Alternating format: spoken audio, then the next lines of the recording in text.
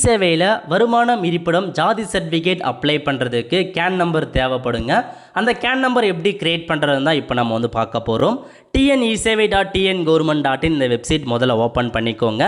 செகண்டாக கொடுத்துருக்காங்க பாருங்கள், பயனாளர் உள்நுழைவுன்னு அந்த ஆப்ஷன் நீங்கள் கிளிக் பண்ணிங்க அப்படின்னா இதில் போயிட்டு உங்களுடைய ஐடி பாஸ்வேர்டை கொடுத்து லாகின் பண்ணணும். அக்கௌண்ட் இல்லாதவங்க new user sign up here அப்படின்ற ஆப்ஷனை பயன்படுத்தி அக்கௌண்ட் கிரியேட் பண்ணிக்கோங்க. எப்படி கிரியேட் பண்ண நம்ம சேனலில் வீடியோ போட்டிருக்கோம், அதை பார்த்து கிரியேட் பண்ணிக்கோங்க. அக்கௌண்ட் இருக்கவங்க உங்கள் யூசர் நேம் மற்றும் பாஸ்வேர்டை கொடுத்துட்டு கீழே ஒரு கேப்சா கொடுத்துருக்காங்க, அதை என்ட்ரு பண்ணிட்டு லாகின் அப்படின்ற ஆப்ஷன் நீங்கள் கிளிக் பண்ணிக்கோங்க.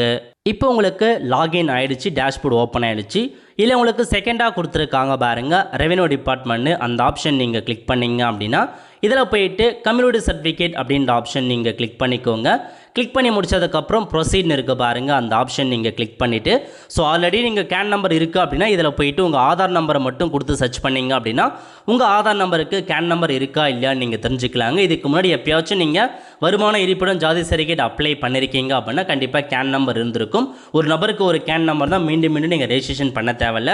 ஸோ ஆதார் நம்பரை கொடுத்து சர்ச் பண்ணிங்க அப்படின்னா கேன் நம்பர் இருந்துச்சு அப்படின்னா கீழே வந்துடும், இல்லை அப்படின்னா இல்லைன்னு காமிச்சிடும். ஓகே, இல்லாதவங்க புதுசாக கிரியேட் பண்ணுறதுக்கு மேலே இருக்க பாருங்கள் ரெஜிஸ்டர் கேன்னு அந்த ஆப்ஷன் நீங்கள் கிளிக் பண்ணிங்க அப்படின்னா இதில் போயிட்டு தான் உங்களுக்கான கேன் நம்பரை நீங்கள் வந்து கிரியேட் பண்ணுற மாரி இருக்கும்.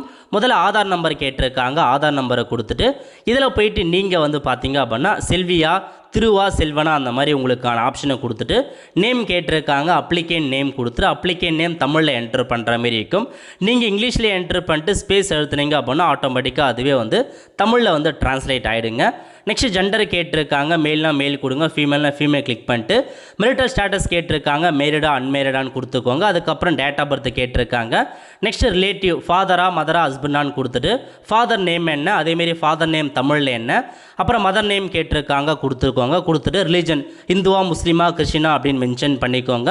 கம்யூனிட்டி கேட்டிருக்காங்க, சைட் பண்ணிட்டு என்ன ஒர்க் பண்ணுறீங்க அதையும் கொடுத்துட்டு அட்ரஸ் கேட்டிருக்காங்க, கரண்ட் அட்ரஸ், ஸோ உங்கள் டிஸ்ட்ரிக் என்ன, அதுக்கப்புறம் உங்களுடைய தாலுக்கு என்ன, வில்லேஜ் நேம் என்ன, பின்கோடு என்ன, எல்லாத்தையுமே கொடுத்துட்டு உங்களுடைய கரண்ட் அட்ரஸும் ப்ரெசென்ட் அட்ரஸும் ஒன்றா இருக்குது அப்படின்னா இந்த செக் பாக்ஸை கிளிக் பண்ணிங்க அப்படின்னா அட்ரஸ் அப்படியே வந்து காப்பி ஆகிடும். ஃபைனலாக உங்கள் மொபைல் நம்பர் கேட்டிருக்காங்க, மொபைல் நம்பரை என்ட்ரு பண்ணிட்டு ஜென்ரேட் ஓடிபி கிளிக் பண்ணிங்க அப்படின்னா நீங்கள் கொடுத்த மொபைல் நம்பருக்கு ஓடிபி வரும்.